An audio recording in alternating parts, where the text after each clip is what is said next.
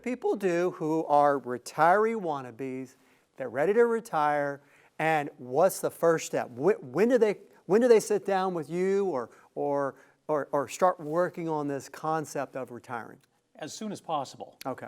Okay, because you want to take a look at where you are right now. Don't wait until you're about to retire. Let's take a look right now and see what are your income, what do you have saved up for retirement, and when are you thinking about retiring, so that we can then take that information and look forward to come up with a general baseline. Good. So then with that, once we've gotten that, how important is it to incorporate an actual clear path or income plan? Well, income planning, of course, is quite important because you got to make sure that your money is going to last throughout your retirement. So we're going to look at not only what income sources you have available, but which ones you can create going forward.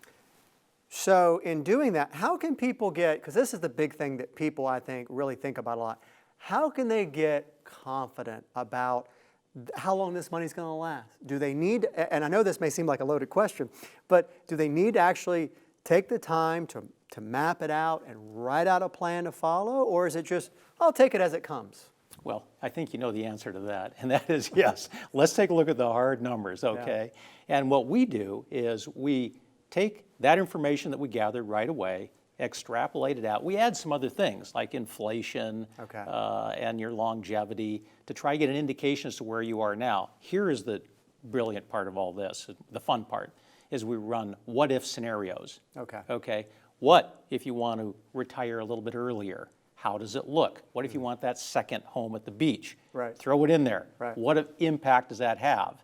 And that way, they get a better comfort zone with what is possible. Well, you and I will agree on this, of course. We would love for people to come see us and talk with us so that we can do our best job before they turn in their resignation letter. Because one of the biggest challenges is, when do they stop working? When can I retire?